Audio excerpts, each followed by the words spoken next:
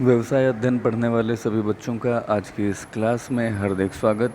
आज हम अध्याय 5 संगठन ऑर्गेनाइजेशन शुरू करने वाले हैं।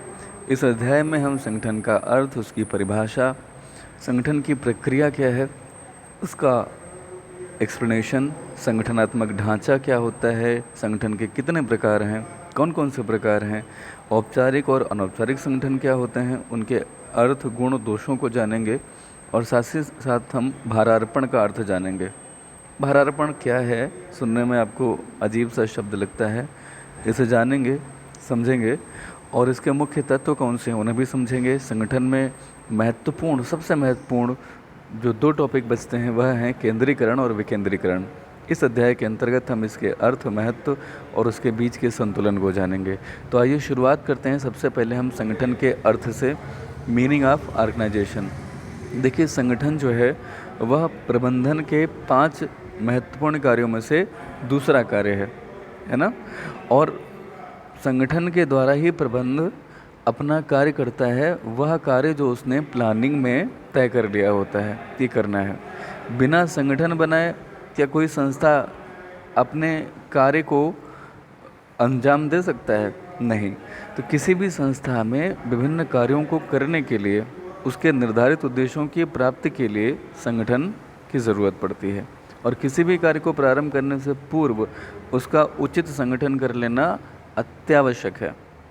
ये बात तो शायद समझ गए होंगे, बड़ी सिंपल बातें हैं। प्रबंधन का दूसरा कार्य है संगठन, और बिना संगठन किए बिना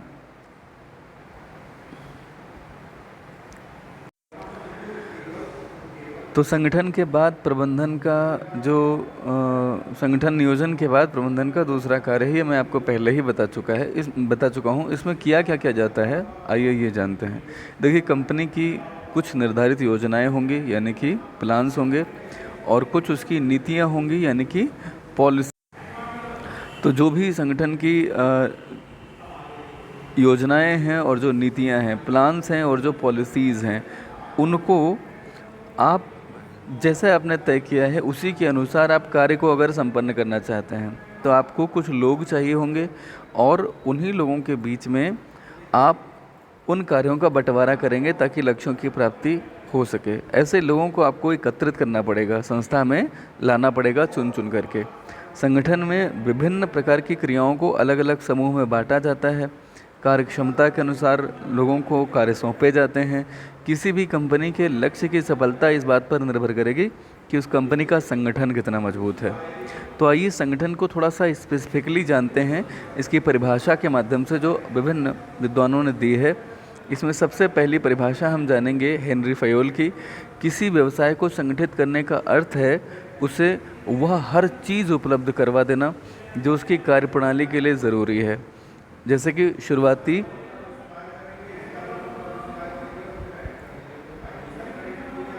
यहाँ पे कुछ मिसप्रिंट हुआ है। जैसे शुरुआती संसाधन आपको चाहिए जिसमें मशीनें होंगी, ये मशीन होना चाहिए। उपकरण का मतलब इंस्ट्रूमेंट होता है, और बूम हटा दीजिए, काट दीजिए, और कर्मचारी।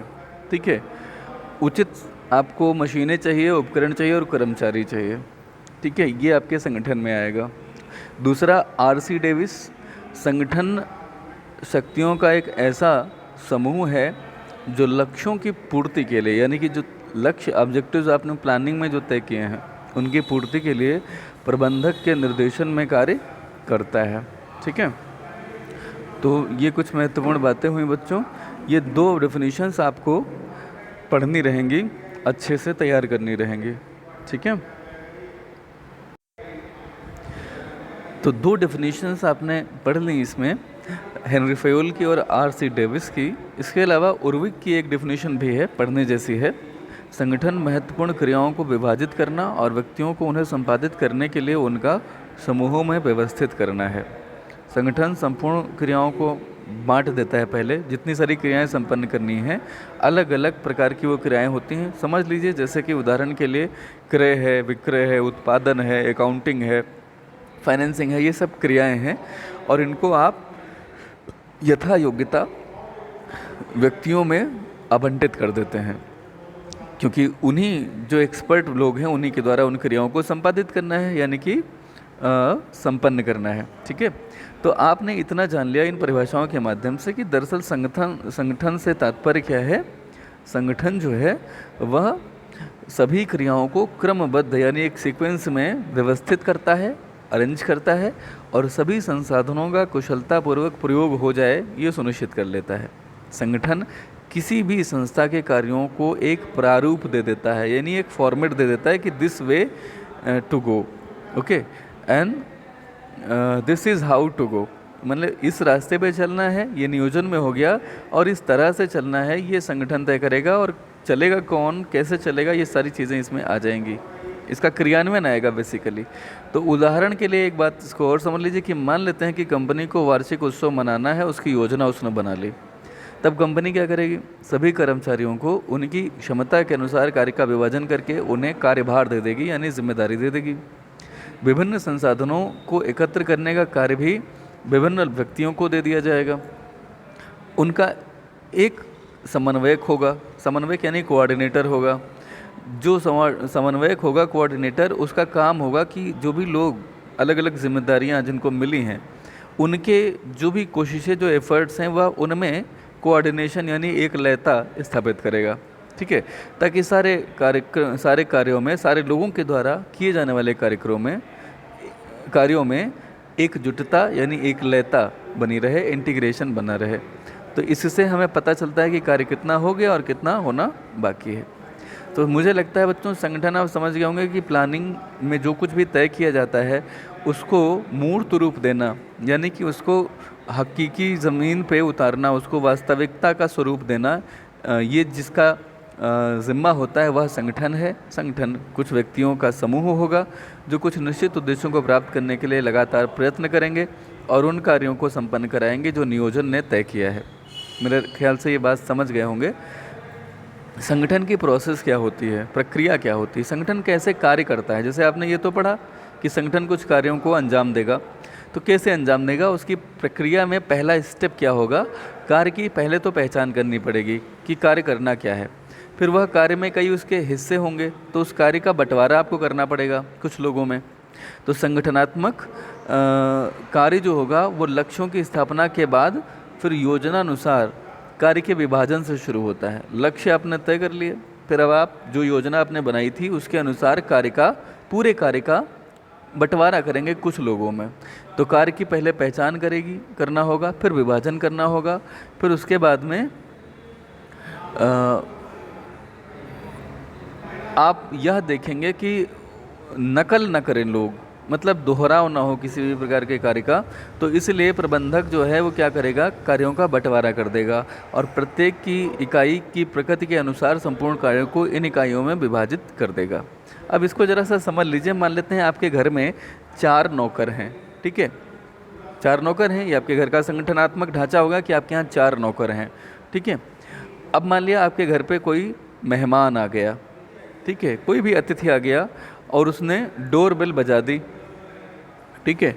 तो जैसे ही डोर बेल बजेगी, अगर आपने इन 4 नौकरों में आपने कार्य का वितरण कर रखा है कि जैसे अगर कोई आएगा तो एक नौकर होगा जो डोर ओपन करेगा, ठीक है। उसके बाद में जो आया है व्यक्ति उसको पूछेगा, जब वो अंदर आ जाएगा तो उसको एक गिलास वाटर जो है वो सर्व करेगा, ठीक है, और कहेगा कि वेट करिए, अभी जो हमारे मकान मालिक हैं वो आ रहे होंगे, ओके। मान लिया आपने एक नौकर को ये व्यवस्था दे रखी है, दूसरे नौकर को आपने व्यवस्था दे रखी है कि वह किचन में रहेगा, है ना, किचन का काम कर लेगा। इसी तरह से जो तीसरा होगा वो हो सकता है कि बाज़ार का काम करेगा, बाहर का काम करेगा। चौथा हो सकता है कि आपका कार ड्राइव करेगा। लेकिन मान लेते हैं एक स्थिति आप देखिए कि ये जो 4 नौकर हैं, इन 4 नौकरों में से आप मान लीजिए कि कोई भी जो नौकर है उसको आपने कार्य का बंटवारा नहीं किया। तो जैसे ही आपके यहाँ मेहमान कोई आएगा, स्थिति क्या हो सकती है, पहली स्थिति हो सकती है कि ये 4 डोरबेल सुने और दरवाजे की तरफ एकदम से भागें और आपस में टकरा जाएं। एक की आप पट्टी कुछ देर बाद करवाते नजर आए हॉस्पिटल में। दूसरी स्थिति हो जाएगी कि 4 में से 4 को हो सकता है ये लगे कि नहीं वो चला जाएगा और डोरबेल बजती रहे और कोई भी ना खोलने जाए, ये सेकेंड सिचुएशन बनेगी। अब आप मुझे बताइए कि अगर वर्क का बंटवारा आपने कर दिया था पहले में, तो आपका कार्य सुचारू रूप से चल रहा था, ड्राइवर कार ड्राइव कर रहा था, किचन वाला जो शेफ़ था वो किचन में आपका खाना बना रहा था, जो ऐसा व्यक्ति है जो लोगों से बातचीत कर सकता है वो डोरबेल बजने पर लोगों का स्वागत कर रहा था, उन्हें चाय पानी ऑफ़र कर रहा था, ठीक है। आप और जो बार्गेनिंग करने में सक्षम है वो घर का जो ज़रूरी सामान था वो बाज़ार से ख़रीद के ला रहा था।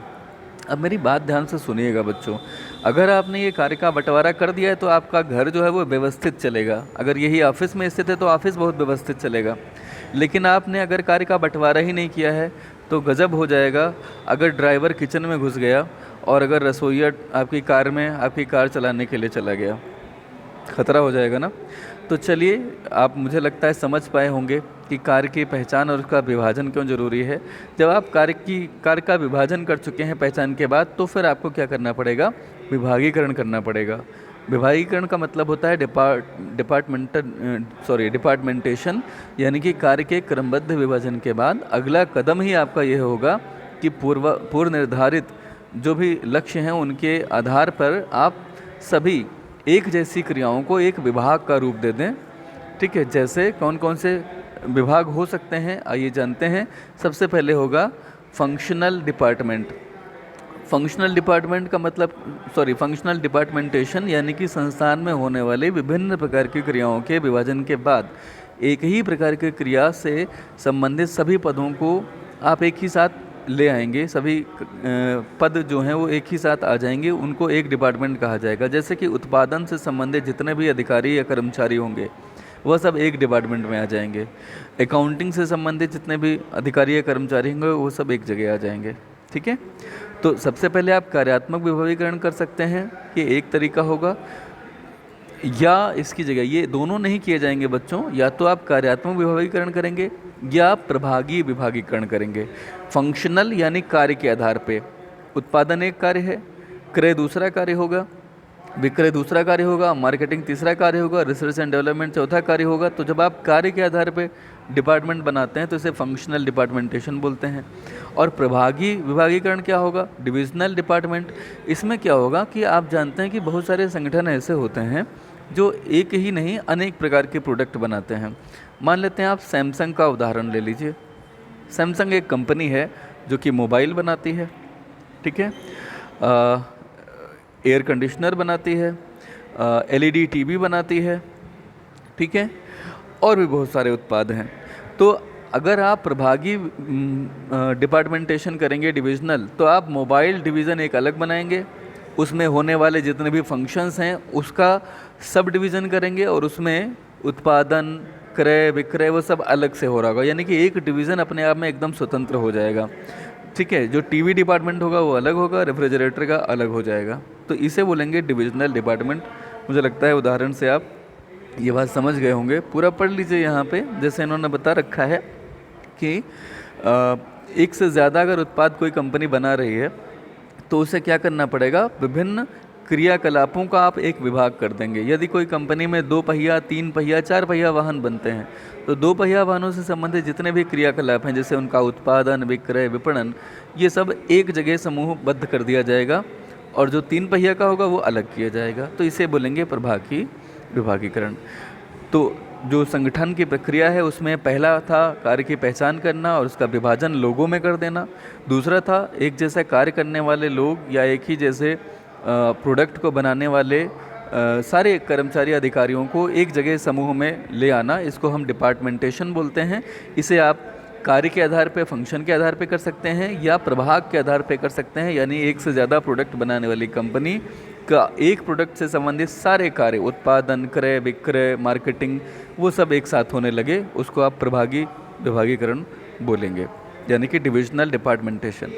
जो तीसरा स्टेप होता है संगठन की प्रक्रिया में वह होता है कर्तव्यों का निर्वाह, असाइनमेंट ऑफ ड्यूटीज़। अगले चरण में संगठनों में कर्मचारियों के बीच कार्य का वितरण शामिल है। उन्हें कार्य का वितरण किया जाएगा। प्रत्येक कर्मचारी को उसकी योग्यता के अनुसार एक जिम्मेदारी दे दी जाएगी। उसे यह एहसास कराना होगा, काफ़ी महत्वपूर्ण, कि वह अपनी जिम्मेदारियों का निर्वहन इस प्रकार से करे कि उस कर्तव्य को पूर्ण करने के लिए वही सबसे अनुकूल व्यक्ति है। यानी कि उसको शो करना होगा उस व्यक्ति को जिसको आपने कोई जिम्मेदारी दी है कि वह सबसे सर्वोपयुक्त व्यक्ति है, यानी कि वह मोस्ट सुटेबल पर्सन है, सर्वोपयुक्त व्यक्ति है। ये कैसे सिद्ध होगा? जब उस कार्य को बेस्ट वे में कर दे, दूसरों से कहीं गुना बेहतर। तो आप कर्मचारियों को सभी क्रियाकलापों को निष्पादित करने के लिए आप उन्हें बाकायदा एक लिखित दस्तावेज़ देते हैं और ऐसा करके उन्हें आप जिम्मेदारी सौंपते हैं ताकि वो अपनी जिम्मेदारी से बच ना सकें। चौथा पॉइंट, रिपोर्टिंग संबंधों की स्थापना, इस्टेब्लिशिंग रिपोर्टिंग रिलेशनशिप। इसका मतलब यह होता है बच्चों कि बहुत सारे कर्मचारी, कोई किसी का सीनियर होता है, ठीक है, और कोई किसी का जूनियर होता है। यानी कि अगर ए, बी और सी हैं तो ए बी का सीनियर है और बी सी का सीनियर है, ठीक है ना। तो ये एक सिस्टम चलेगा। यहाँ पर बी जो है वो ए को रिपोर्ट करेंगे और ए बी से रिपोर्टिंग लेंगे। इसी तरह से सी बी को रिपोर्ट करेंगे और बी सी से रिपोर्टिंग लेंगे, है ना। तो ए के अंडर में ऐसे कई सारे लोग हो सकते हैं, बी के अंडर में भी ऐसे बहुत सारे लोग हो सकते हैं। ये एक सिस्टम है जिसे आप रिपोर्टिंग रिलेशनशिप बोलते हैं, ठीक है। पढ़ लेंगे एक बार, अगर कोई चीज़ नहीं समझ में आएगी तो पूछेगा, आसान है ये। संगठन का महत्व क्या है, इसे समझ लीजिएगा। देखिए, संगठन किसी भी उद्यम के गतिशील वातावरण में अनुकूलनशीलता लाता है। अनुकूलनशीलता का मतलब होता है कि आप उसके साथ स्वयं को ढाल लें, जो भी परिवर्तन हो रहा है किसी डायनेमिक इन्वायरमेंट में। डायनेमिक इन्वायरमेंट लगातार बदलता हुआ, परिवर्तनशील। तो परिवर्तनशील व्यापारिक वातावरण में संगठन किसी भी उद्यम के चालू रहने व विकास में सहायता करता है और भविष्य में आने वाली चेतावनियों को सही तरीके से आप तभी उनका सामना कर पाएंगे जब संगठन का कार्य सही तरीके से हो रहा हो, ठीक है।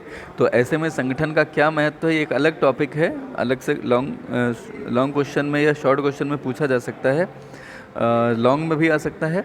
तो अलग से आप इसे तैयार करेंगे। अभी जब आप संगठन के स्टेप्स में बता रहे हैं तो केवल इन पॉइंट्स को मेंशन करेंगे, लेकिन अगर अलग से क्वेश्चन पूछा जाएगा तो आपको इन्हें एक्सप्लेन भी करना रहेगा। तो आइए मैं आपको इन्हें समझा देता हूँ कि ये हैं क्या।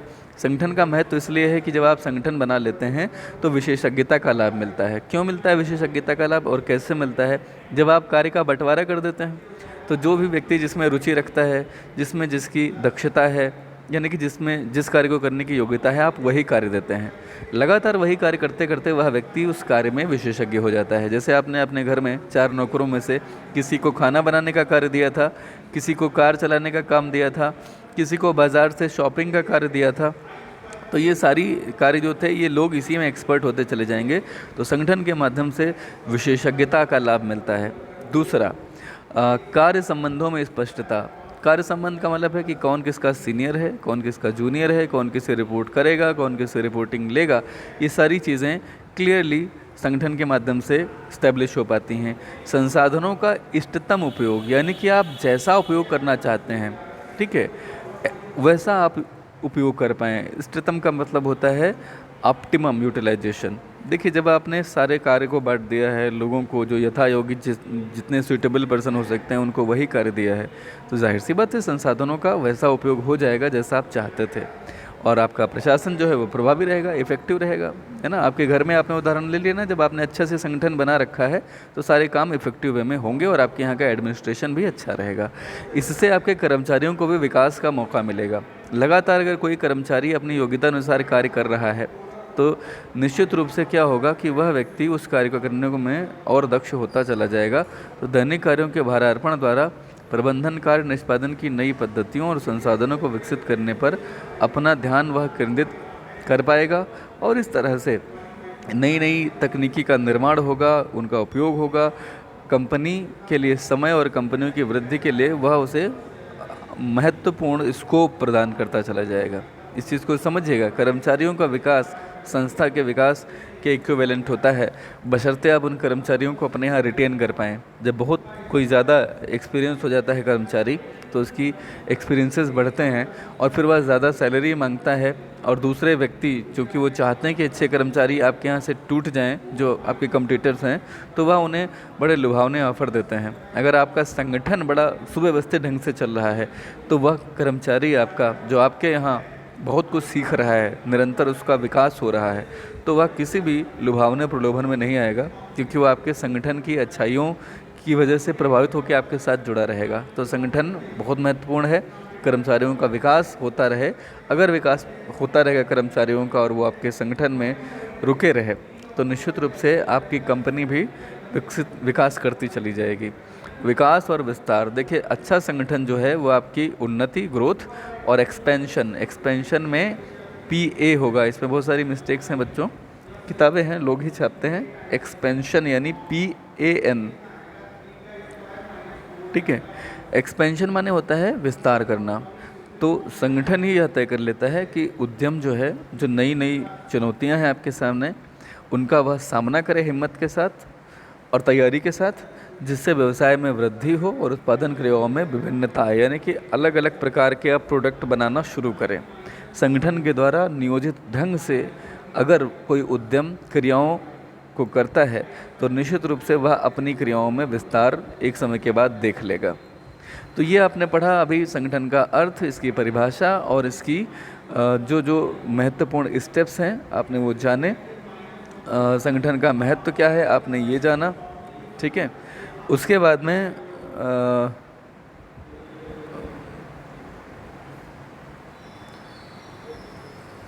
बच्चों मैं आपसे एक चीज़ कहूँगा, ज़रा ध्यान से सुनिएगा कि यहाँ ये जो बुक है, इस बुक में थोड़ा सा मैं करेक्शन करने वाला हूँ, ध्यान से सुन लीजिएगा। मैंने आपको अभी जो संगठन का महत्व बताया है ये इसकी प्रोसेस का हिस्सा नहीं। हाँ, तो आपको मैं एक बार कुछ चीज़ें बता रहा हूँ, करेक्शन की, ध्यान से सुन लीजिएगा। ये जो आपने अभी पढ़ा है टॉपिक संगठन की प्रक्रिया, इसमें कुछ स्टेप्स आएंगे, जैसे कार्य की पहचान और विभाजन मैंने बताया, ये शामिल होगा। डिपार्टमेंटेशन शामिल होगा। डिपार्टमेंटेशन 2 प्रकार का है, कार्यात्मक और प्रभागी। फिर कर्तव्यों का निर्वाह आएगा, ठीक है। रिपोर्टिंग संबंधों की स्थापना आएगी, इतना हो जाएगा। इसके बाद में संगठन का महत्व जो लिखा है बच्चों, इसमें आप 5वां पॉइंट कट कर दीजिए, ये एक अलग से टॉपिक है, ठीक है। संगठन का महत्व क्या है, अगर ये पूछा जाएगा तो आप ये पूरा लिखेंगे। संगठन का महत्व जो है वह संगठन के स्टेजेस का हिस्सा नहीं है, दिस इज़ अनदर टॉपिक। तो there is some printing mistake in the book, don't bother about it. मैंने आपको जो बता दिया उसको समझ लीजिए। आप यहाँ से एक अगला जो है टॉपिक डालिए कि संगठन का महत्व और संगठन का क्या क्या महत्व है, उसके अंतर्गत आप नीचे दिए गए यह बिंदु लिखेंगे, ठीक है। यहाँ पे थोड़ा सा नंबरिंग में गड़बड़ी हो गई है, ये अलग टॉपिक है संगठन का महत्व। हमने अभी जाना कि संगठन का अर्थ क्या है, संगठन की परिभाषा क्या है, संगठन की प्रक्रिया क्या है और संगठन का महत्व क्या है। This is the different topic, यहाँ से ध्यान रखिएगा। तो इस तरह से आज अपने नोट्स बना लीजिए कि ये सारे टॉपिक्स आ जाएं। मुझे लगता है कि अगर आपने ये वीडियो देखा है तो आपको ये टॉपिक समझ में आए होंगे। यदि आपको कोई असुविधा हुई है या कोई सुझाव है आपका तो प्लीज़ कमेंट बॉक्स में लिखें। कोई बात नहीं समझ में आई है तो उसे भी बिना संकोच पूछें। वीडियोस देखते रहें और सीखते रहें। Thank you so much.